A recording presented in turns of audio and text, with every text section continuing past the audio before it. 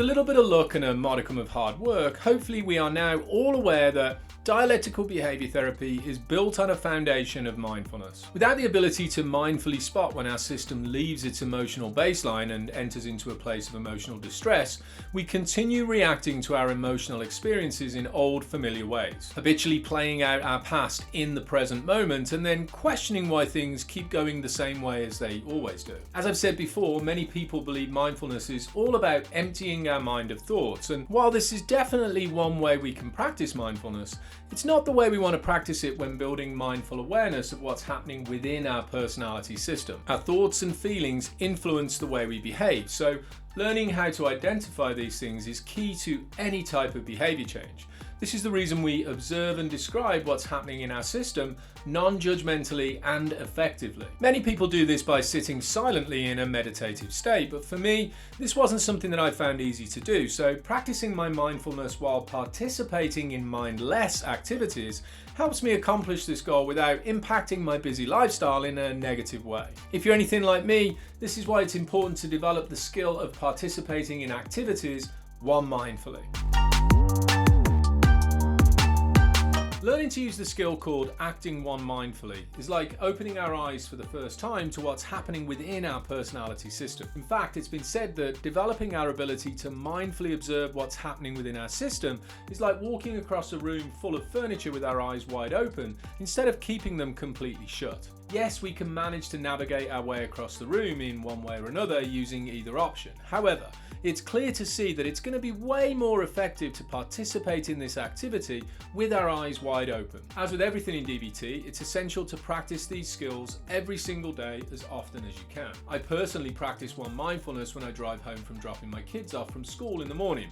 I start by turning off the radio and all of the distractions, focusing my attention on driving, almost as though I was taking my driving test. Then I notice how my mind starts to wander as the different parts of my personality try to bring my attention to things like the different tasks that I've got to do today, or what it was that guy was doing at the side of the road that I just passed, or how I wish I would have said the thing that I wanted to say in that heated conversation that I had yesterday. When this happens, I follow the steps of acting one mindfully by observing and describing these parts, then bringing my attention back to participating in the act of driving. There are many different ways that we can practice one mindfulness as we go about our daily tasks. Next, we're going to go over a list of activities that are considered excellent examples of ways for us to practice one mindfulness effectively. Picture, if you can, that I choose to practice my one mindfulness today while I'm eating my lunch. As I eat the food that I've prepared, I begin by paying attention to the tastes and the smells that I'm experiencing. I notice the texture of the food as I chew and eventually swallow it, and at the same time, I notice how my mind begins to wander away from the moment. My thoughts take me to an emotionally volatile situation that happened earlier that day when a person cut me off in traffic and then gave me the finger when I sounded my horn. I begin to ruminate on the situation because there's a part of my personality that wants to blend with my system. He wants to let me know that he's angry and wants to get revenge on the other driver. Instead of fully engaging, I notice that these thoughts are present and I label them non-judgmentally in order to validate the part's experience. I do this by saying to myself, I'm noticing that there's a part of me that's really angry about that situation earlier. I hear you, buddy. It was a crappy situation. Thank you for reminding me of that and sharing your feelings. It's completely understandable that you feel that way, and you're allowed to be angry about it too. I then bring my attention back to the food that I'm eating and continue being present in the current moment. Sometimes I practice one mindfulness while I'm watching a movie with my family. I put down my phone and I get into the moment of watching the movie that we've chosen this week. I notice the story that's being told. I spend some time getting to know the characters and I sit in the moment of experiencing the artistic work that I'm witnessing. At the same time, I notice how my mind tries to take me away from this moment. Maybe there's a part of me that recognizes a particular actor from something I've seen before, or maybe a particular voice if the movie's animated. There's an urge for me to pick up my phone and search the cast of the movie that we're watching so that I can figure out exactly where I know them from. Instead, I practice one mindfulness by observing and describing this part of my personality, by saying in my thoughts, I'm noticing that there's a part of me that really wants to find out who that person is. Thanks for sharing that, buddy. I hear you. We can look this up later. Right now, I want to watch this movie with my family. I then bring my attention back to the movie and participate in the experience of watching it with everybody else. Exercise is an essential part of any healthy lifestyle.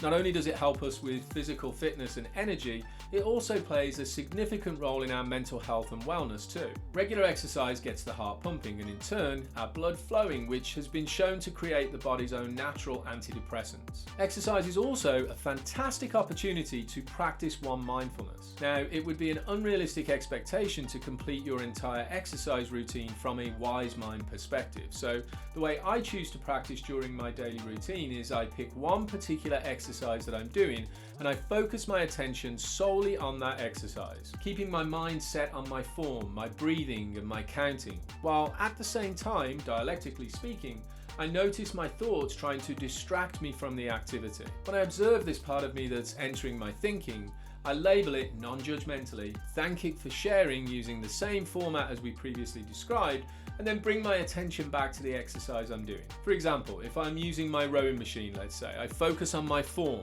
my breath and my counts. Then I observe a thought that pops into my mind like, what should I make for dinner later? Instead of following it off down a rabbit hole of thoughts and feelings that take me away from the moment, I simply describe it by saying to myself, there's a part of me that really wants to plan my meals for later. I hear you, and I thank you for sharing this information. I'm exercising right now, and we can get to doing that plan a little bit later on. Then I bring my mind back to the rowing and focus my attention on my form, my breath, and my count.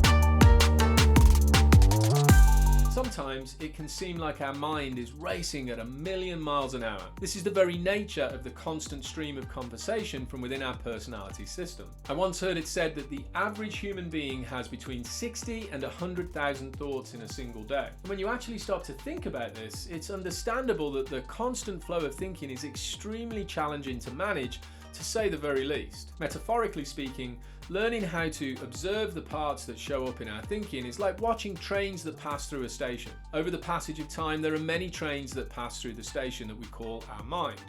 Some of them we notice and some of them we don't. Eventually, one of the trains will stop in our station, providing us with the possibility of travel. Mindful awareness gives us the ability to choose whether or not we want to get on this train and take it to its destination. This is how we get to choose if we want to follow a particular train of thought. I want to say a quick word on something that's known as urge surfing.